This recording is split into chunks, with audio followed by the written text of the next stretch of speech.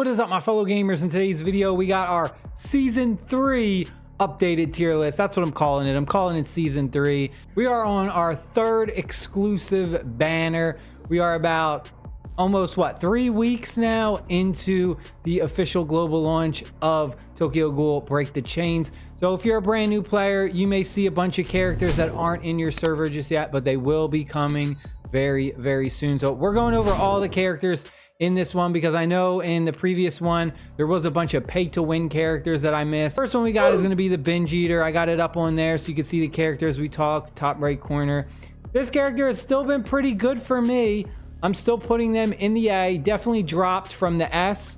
At global launch they were easily an S tier for me when we didn't have all the other characters, but I definitely think they dropped. They're in the A right now. This is still one of the best free-to-play characters. I actually maxed out her stars and we're now in the skill refinement area for her. So once you go ahead and you get, 1, 2, 3, 4, 5, 6 stars on them, you then have skill refinement anytime you go ahead and you get a duplicate of them, or there's this extra thing called these refinement crystals that you can use, but that's for a whole nother video where we can upgrade their abilities and stuff.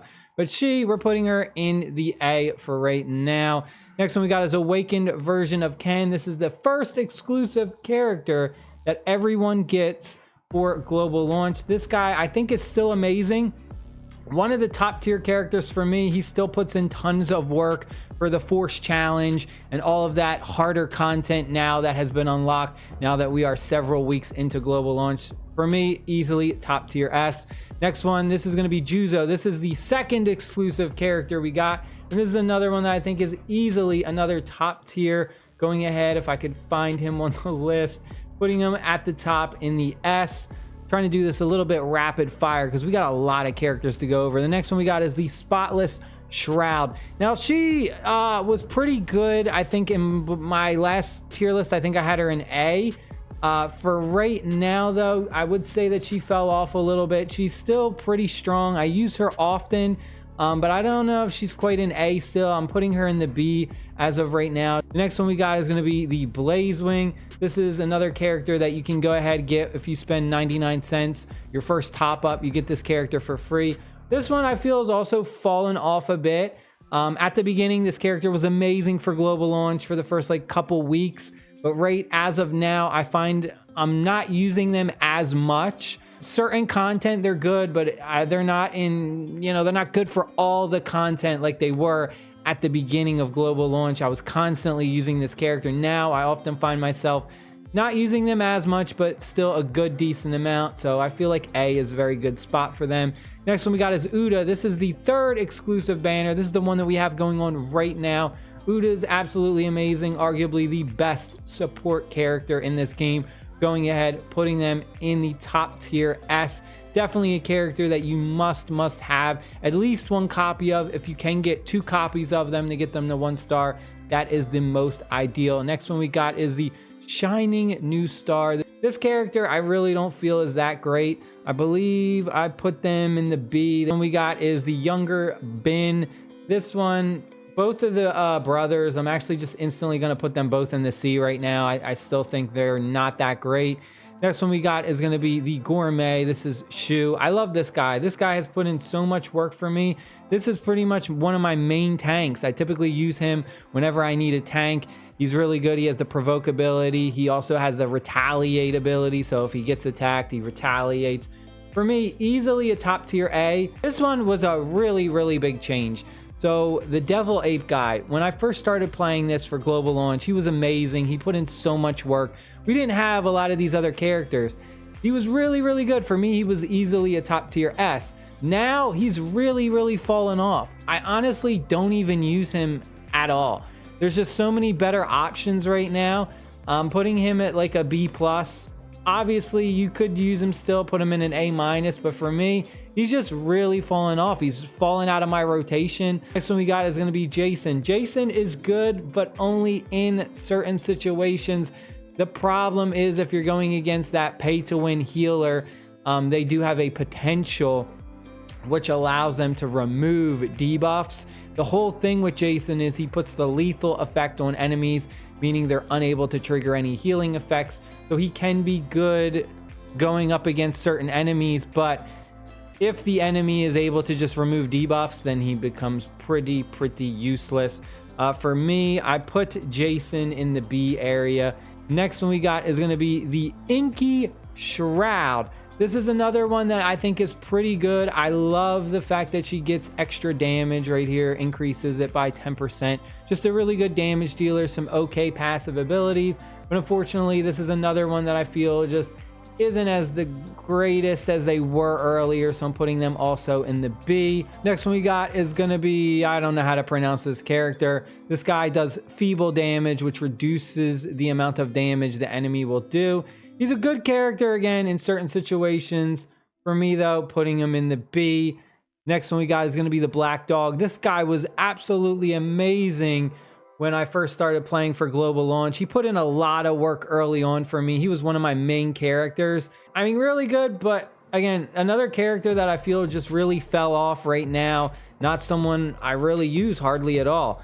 Next one we got is going to be the Crybaby. This character I initially thought wasn't that great at global launch, but man, oh man, has this character really surprised me.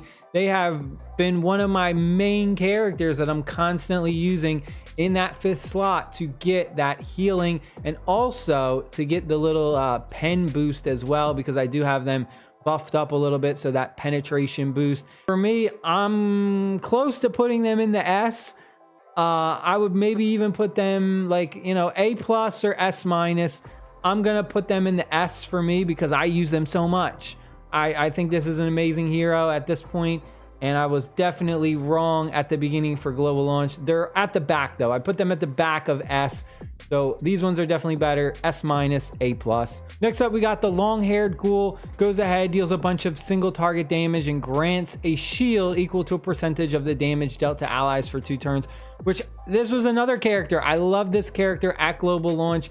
They were very amazing. They put in so much work, but they fell behind now that we're in like the 3rd exclusive banner. Next one we got is going to be the Warden. This is another one I feel is okay, putting them in the B. That I use them sometimes, but really, they go ahead and they do enfold to an enemy, which means it immobilizes them and it causes them to take more damage during immobilization. It can be good like against boss battles and stuff. Next one we got is going to be Noro. I really do like this character. I've been trying to power them up a bit. But again, this is someone who I haven't been using too much, but I still think they are really good. And for me, because they are very free to play friendly, you can go ahead and you can max them out, at least their star count, because you can get tons of free copies of them in the PvP exchange. So it's a character that's easy to max out as opposed to some of the other ones, which is pretty difficult. You know, you got to get lucky in the gacha and stuff like that. But for me, I think Noro is a pretty solid A character. Next one we got is going to be the Twin Blades of Justice. Now, I initially thought this character was amazing, but they haven't been as good as I thought they were going to be. It just hasn't been performing up to my standard. Putting them also in the B. You can see we got a lot of B characters. Next one we got is going to be the Envoy of Vengeance. This is another guy who's pretty good with the AoE damage, deals preemptive damage, increases damage by a percentage if the enemy's HP is above 70%.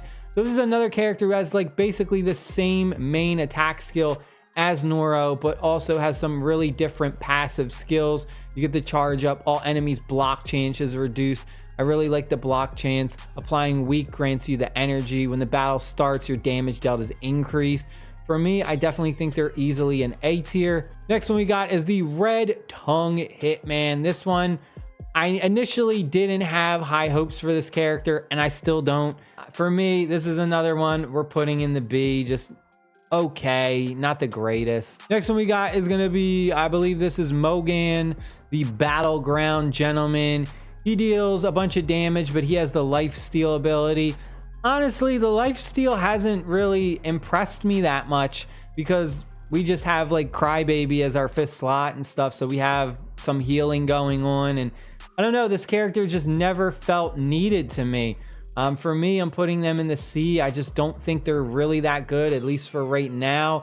Based on the content I've been doing, I haven't felt the need for them. Next one we got is going to be the Maniac. This is another one, honestly, another bad character. I really didn't have too much success with them.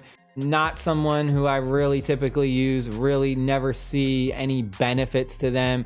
Their passive abilities too are just not the greatest. Next one we got is going to be the Absolute Strength. He has the Lifesteal ability as well, but I like his passives a little more. I think his passive abilities are a little bit better. So for me, he's like C+. I would say he's, you know, better than that other character. But next one we got is going to be Nico, Ladyboy in Love. This is another one.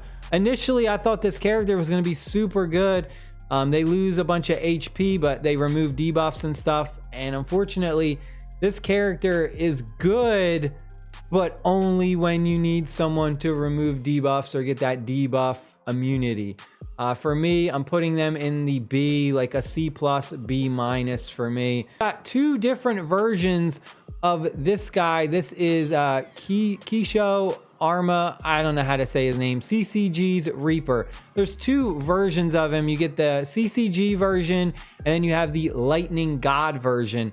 For us right now, we have the Carnival Set Sail, and this is an exclusive banner where you can go ahead and you can try and get the CCG version of him, which is super broken. He goes ahead and he deals ultra smite damage to all enemies, and what it means is it ignores defense and block chance, reduces, like, it's just, I can't. The attack skill is just so broken on this guy. For the CCG version, I think that is easily a top tier S, super duper broken. The other one we have is the Daughter Protector. This is another character that we just got that you can only get in packs, and they are quite expensive as well. This is another pay to win character.